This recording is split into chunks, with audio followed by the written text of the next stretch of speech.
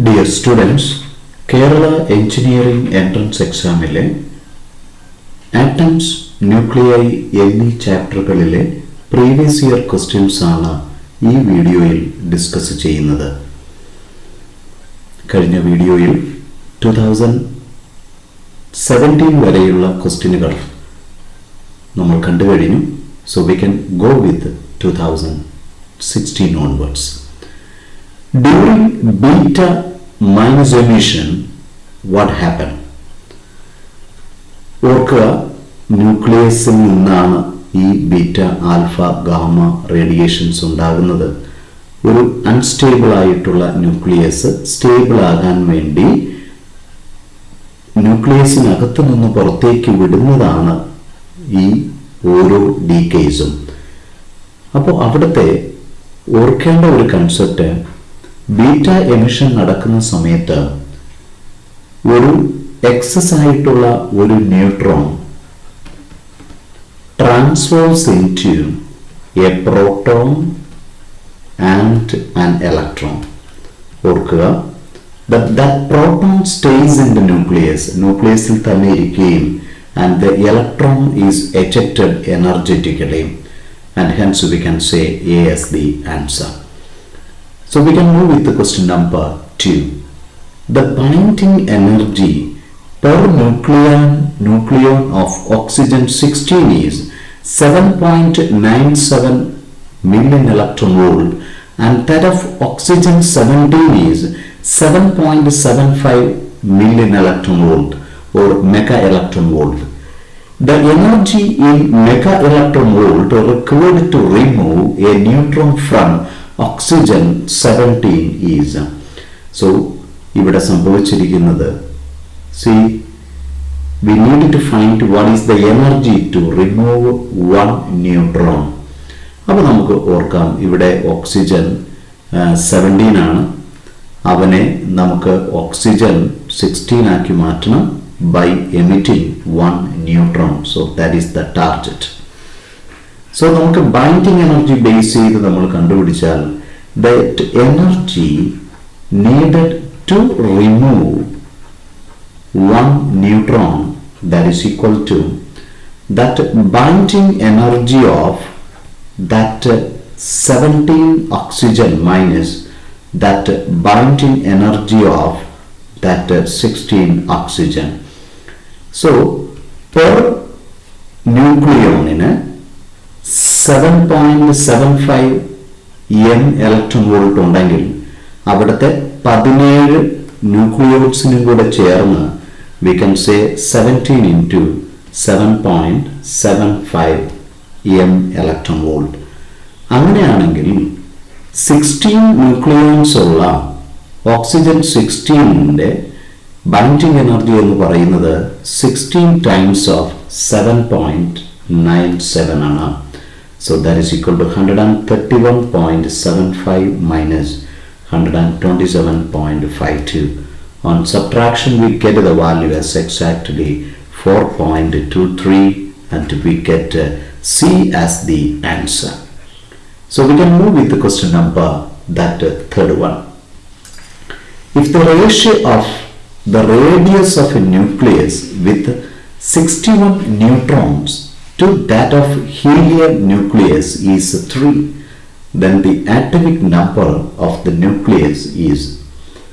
നമുക്കറിയാവുന്ന ഒരു പ്രധാനപ്പെട്ട concept, that R, the radius is proportional to mass നമ്പറുമായിട്ട് raised 1/3 ആണ്.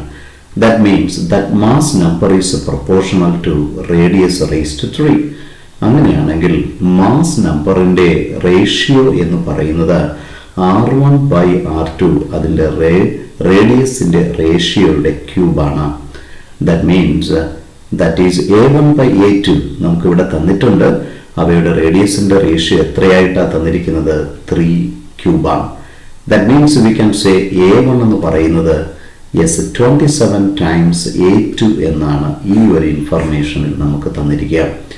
അങ്ങനെയാണെങ്കിൽ നമുക്ക് കണ്ടുപിടിക്കേണ്ടത് atomic number of that nucleus എത്രയെന്നാണ്. A2 എന്ന് പറയുന്നത് ഇവിടെ A2 എന്ന് പറയുന്നത്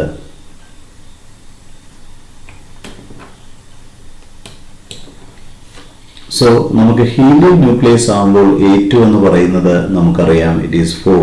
So 27 into 4, so that is equal to 108. അപ്പം രണ്ടാമത്തെ കേസിൽ നമുക്ക് കണ്ടുപിടിക്കാനുള്ളത് Z1, the atomic number of the nucleus ആണ് നമുക്ക് കണ്ടുപിടിക്കേണ്ടത്. സോ അവിടുത്തെ 61 നമ്പർ ഓഫ് ന്യൂട്രോൺസ് എന്ന് നമുക്ക് ക്ലിയർ ആയി കഴിഞ്ഞു. അപ്പോൾ അവിടുത്തെ മാസ് നമ്പർ 108 ആണ്. അങ്ങനെയാണെങ്കിൽ Z എന്ന് പറയുന്നത് നമുക്ക് എഴുതാം 108 minus 61. So we get the answer as 47. So we get B as the choice. We can move with the question number 4. 2015 ചോദിച്ച ക്വസ്റ്റ്യൻ ആണ്. A radioactive sample contains 10 to the power of -3 kilogram each of two nuclear species A and B with a half-life 4 days and 8 days respectively. The ratio of the amount of A and B after a period of 16 days is.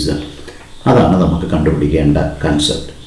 So നമുക്കറിയാവുന്ന ഏറ്റവും fundamental ആയിട്ടുള്ള relation n is equal to n0 into 1/2 raised to the number of half-lives. So that is a very important one. അപ്പോൾ ഇവിടുത്തെ number of half life എന്താണ്, അതാണ് നമ്മൾ കണ്ടുപിടിക്കേണ്ടത്. First case നമുക്ക് എടുക്കുമ്പോൾ അവിടെ n1 ആണ് നമ്പർ ഓഫ് ഹാഫ് ലൈഫ് എങ്കിൽ small t by t half എന്ന് പറയുന്നത് it is equal to 16, that division by 4 ആണ്. So we get the value as 4. രണ്ടാമത്തെ കേസ് എടുക്കുന്ന സമയത്ത് that is n2 ആയിട്ട് നമ്മൾ എടുത്താൽ that is t2 by t half for the second one. So അവിടെ നമുക്ക് ടോട്ടൽ ടൈം 16 തന്നെയാണ്, പക്ഷേ 8 ആണ് അവിടുത്തെ ഹാഫ് ലൈഫ് പീരീഡ്. സോ അതുകൊണ്ട് തന്നെ നമുക്ക് 2 ആയിട്ട് നമുക്ക് കിട്ടി. അങ്ങനെയാണെങ്കിൽ ഫസ്റ്റ് കേസ് നമുക്ക് എങ്ങനെ റെപ്രസെന്റ് ചെയ്യാം? That is equal to NA ആയിട്ട് എടുത്താൽ n0 into 1/2 raised to 4 ആയിട്ട് നമുക്ക് എടുക്കാം. കറസ്പോണ്ടിംഗ്ലി രണ്ടാമത്തെ കേസ് B ആയിട്ടാണ് നമുക്ക് റെപ്രസെന്റ് ചെയ്യുന്നതെങ്കിൽ നമുക്ക് n0 into 1/2 raised to 2 ആയിട്ട് നമുക്ക് കൺസിഡർ ചെയ്യാം. Therefore NA by NP എന്ന് പറയുന്നത് it is equal to, that is a 1/2 raised to 4, 1/2 raised to 4 by 1/2 square ആണ്. So that is equal to 4 by 16, that is equal to 1/4. So we get the choice as C choice. We can move with the question number 5. The binding energy per nucleon for deuteron and helium are 1.1 and 7 million or mega electron volt. The energy released when two deuterons fuse to form a helium nucleus. So the total, we can find the total binding energy of two deuterons, that is equal to, നമുക്കറിയാം as that is H12, ഒരു പ്രോട്ടോണും ഒരു ന്യൂട്രോണും ഉണ്ടെന്നറിയാം ഓരോന്നിനും. So അങ്ങനെ yes രണ്ട് ഡ്യൂട്രോൺസ് ആണ് അല്ലേ. So 2 into ഓരോന്നിനും 1.1 എന്നാണ് നമ്മളോട് പറഞ്ഞിരിക്കുന്നത്. സോ 4.4 MeV ആണ് ഡ്യൂട്രോണിൻ്റെ കേസ് നമ്മൾ കൺസിഡർ ചെയ്യുമ്പോൾ. അങ്ങനെയാണെങ്കിൽ അതിൻ്റെ total binding energy for 1 helium atom നമുക്ക് എങ്ങനെ കണ്ടുപിടിക്കാം? അവിടെ ഓർക്കേണ്ട ഒരു കാര്യമെന്ന് പറയുന്നത് അവൻ്റെ മാസ് നമ്പർ 4 ആണ് അല്ലേ. ദാറ്റ് മീൻസ് 2 ന്യൂട്രോണും 2 പ്രോട്ടോണും ഉണ്ട് അല്ലേ. അപ്പോൾ അവിടുത്തെ ടോട്ടൽ ബൈൻഡിങ് എനർജി എങ്ങനെ നമുക്ക് കണ്ടുപിടിക്കാം? 4 ആണുള്ളത്. പെർ കേസ് എടുക്കുമ്പോൾ അവിടെ 7 ആണ്. So we can say 28 MeV ആയിട്ട് നമുക്ക് കൺസിഡർ ചെയ്യാം. സോ എന്തുമാത്രം എനർജിയാണ് നമുക്കവിടെ റിലീസ് ചെയ്യുന്നത് എന്നുള്ളത്. So that is equal to 28 minus 4.4. So that is equal to 23.6 MeV. So we get the answer as B choice. We can move with the question number 6. In a series of radioactive decays, if a nucleus of mass number 180 and atomic number 72 decays into another nucleus of mass number 172 and atomic number 69, then the number of alpha and beta particles released respectively are. അപ്പോൾ ഇവിടെ നമ്മൾ ശ്രദ്ധിക്കേണ്ട ഒരു കാര്യം, ആദ്യത്തെ കേസിൽ അതിൻ്റെത് 180 and 72 ആണ്. അത് ചേഞ്ചസ് ഇൻ ടു ദാറ്റ് 172 ആണ് മാസ് നമ്പറിന് വ്യത്യാസം വന്നത്. അതോടൊപ്പം നമ്മുടെ ആറ്റമിക് നമ്പറിന് വ്യത്യാസം വന്നത് 69 ആണ്. നമുക്കറിയാം ആൽഫ ഡീകെ സംഭവിക്കുമ്പോൾ അവയുടെ മാസ് നമ്പർ ഡിക്രീസസ് ബൈ 4 ആണെന്നും അതിന് കറസ്പോണ്ടിങ് ആയിട്ട് ആറ്റമിക് നമ്പർ ഡിക്രീസസ് ബൈ 2 ആണെന്നും നമുക്കറിയാം. ബീറ്റ മൈനസ് ആണ് സംഭവിക്കുന്നതെങ്കിൽ ഉറപ്പിക്കാം ആറ്റമിക് നമ്പറിന് മാസ് നമ്പറിന് ഒരു വ്യത്യാസവുമില്ല. ആറ്റമിക് നമ്പർ എന്ന് പറയുന്നത് 1 കൂടുമെന്നും നമുക്കറിയാം. അപ്പോൾ അത് ബേസ് ചെയ്തിട്ട് നമുക്ക് ആൽഫയെക്കുറിച്ച് ആദ്യം നമുക്ക് കൺസിഡർ ചെയ്യാം. അപ്പോൾ അവയുടെ മാസ് നമ്പറിനെ കുറിച്ച് നമ്മൾ ആദ്യം ചിന്തിച്ചാൽ മതിയാവും. So 180 minus 172 that division by 4, so that is equal to 8/4 എന്ന് പറയുമ്പോൾ ഉറപ്പിച്ചു 2 ആൽഫ പാർട്ടിക്കിൾസ് ആണ് വരുന്നത്. 2 ആൽഫ പാർട്ടിക്കിൾ വന്നു കഴിഞ്ഞാൽ ഉറപ്പിക്കേണ്ട ഒരു കാര്യം എന്ന് പറയുന്നത് 2 × 2 4 ആറ്റമിക് നമ്പർ ഡിക്രീസ് ചെയ്യണമെന്നുള്ള കാര്യം ഓർക്കുക. It is A very important one. പക്ഷെ ഇവിടെ വന്നിരിക്കുന്നത് സ്വാഭാവികപരമായിട്ടും 69 ആണ്.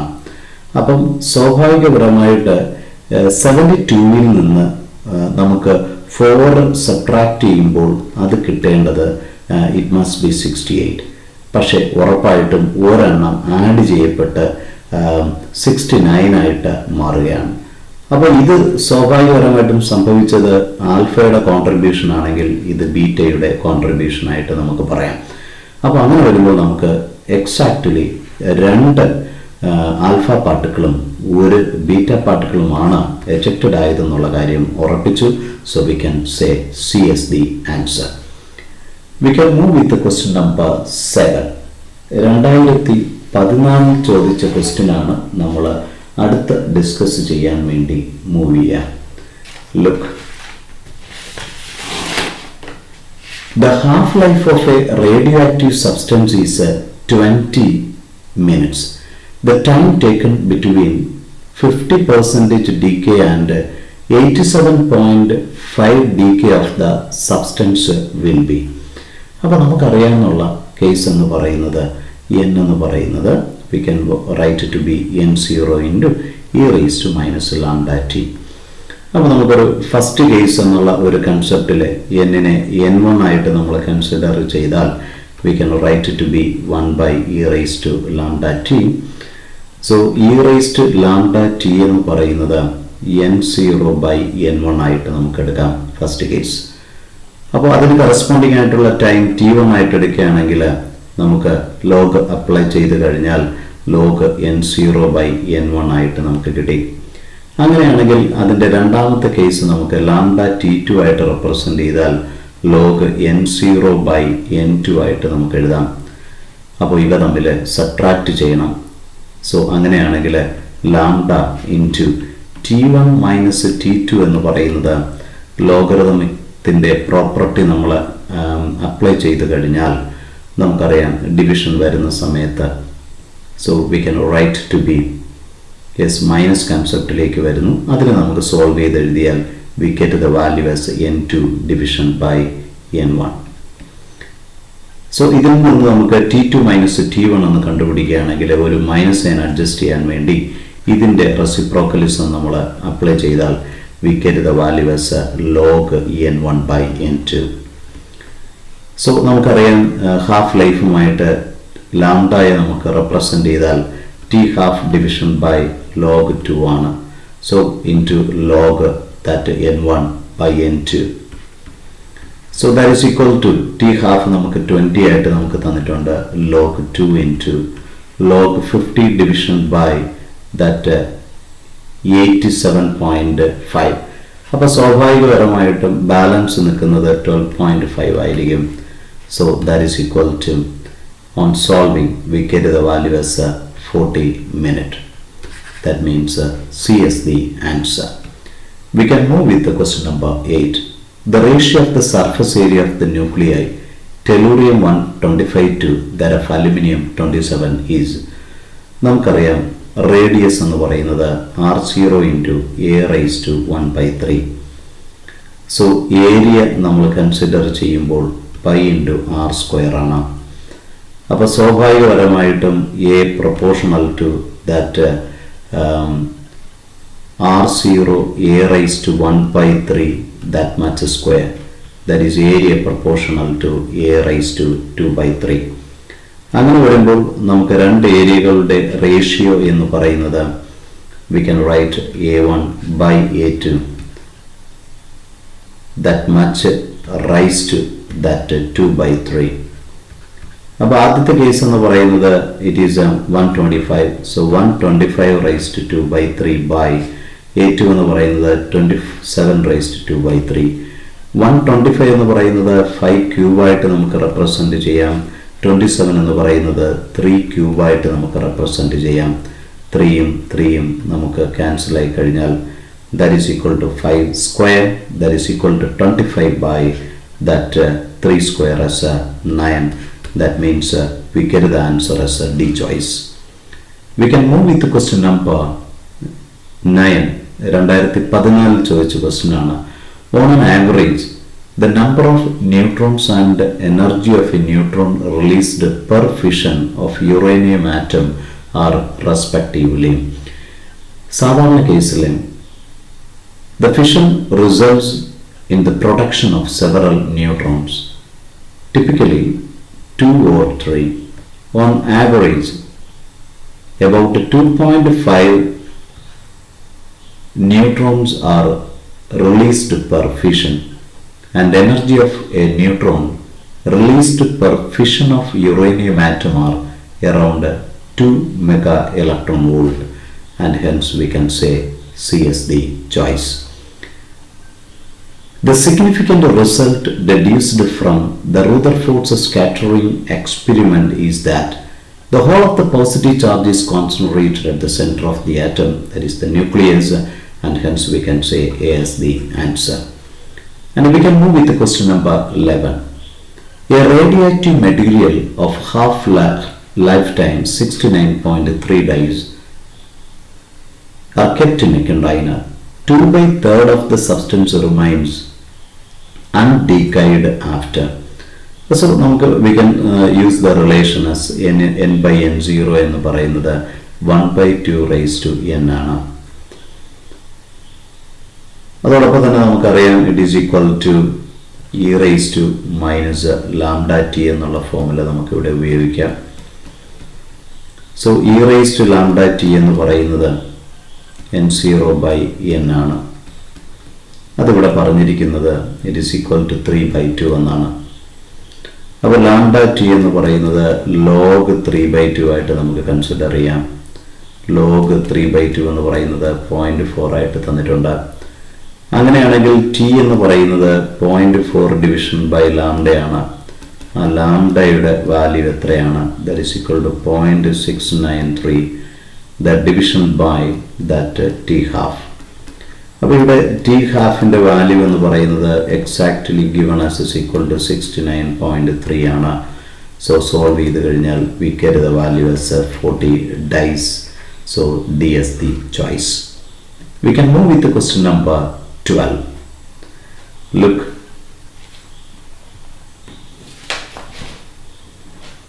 the ratio between radii of nuclei with the mass numbers 27 and 125 is, നമുക്കറിയാവുന്ന റിലേഷൻ എന്ന് പറയുന്നത് r is equal to r0 into a raised to 1 by 3.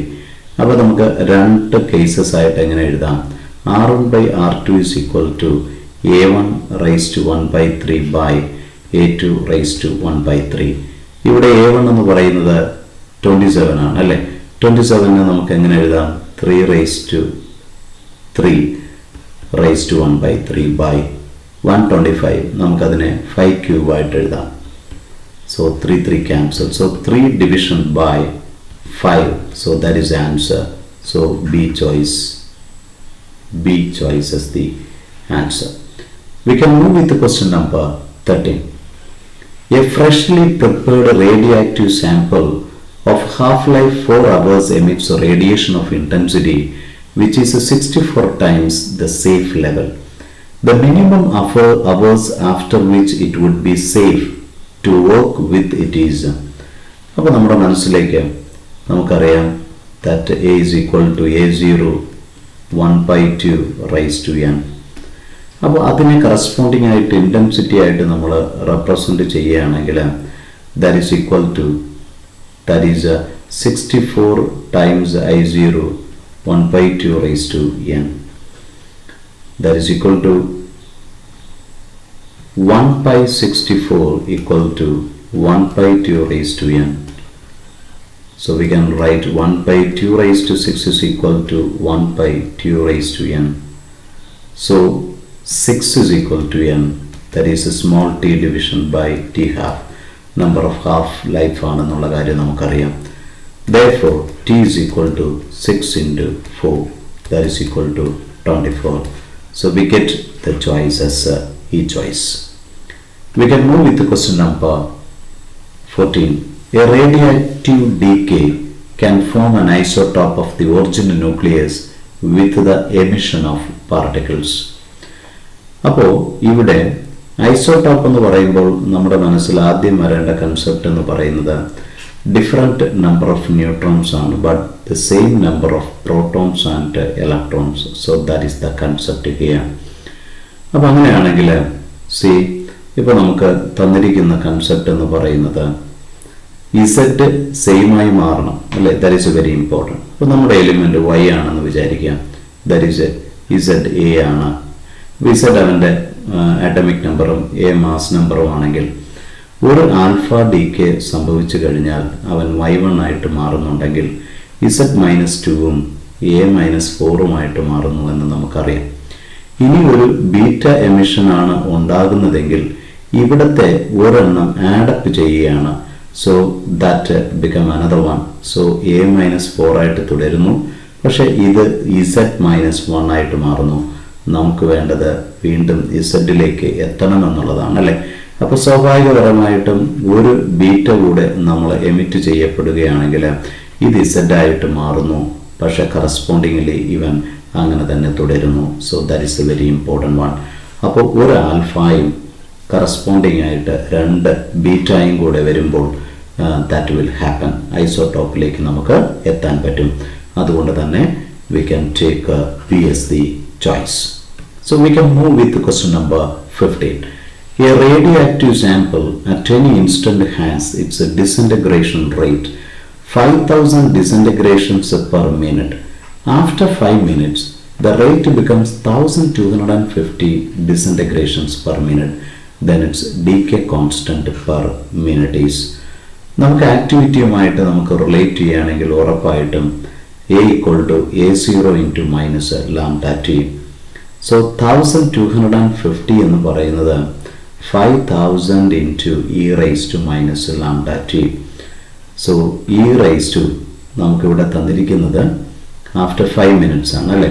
So minus 5 lambda എന്ന് പറയുന്നത് 1250 by 5000. So we get the value as 1/4. So 1 e raised to 5 lambda എന്ന് പറയുന്നത് 1/4 ആണ്. So e raised to 5 lambda എന്ന് പറയുന്നത് 1/4 ആണ്. So logarithm നമ്മൾ എടുത്തു കഴിഞ്ഞാൽ 5 lambda become log 4, that is 2 square. So 2 log 2. So lambda is equal to 2/5, that is log 2. That is equal to 0.4 log 2. So we get that B is the choice. So D1 ഏറ്റവും പ്രധാനപ്പെട്ട ഒരു 3 ചാപ്റ്റേഴ്സിലൂടെയാണ് നമ്മൾ കഴിഞ്ഞ ദിവസങ്ങളിൽ move ചെയ്തത്, especially dual nature, atoms and nuclei. We can wait minimum 5 to 6 questions from these 3 chapters. So അതിലെ പ്രധാനപ്പെട്ട റിലേഷൻസിലൂടെയൊക്കെ കൃത്യമായിട്ട് മൂവ് ചെയ്യാൻ വേണ്ടി ശ്രമിക്കുക. Take care. God bless you.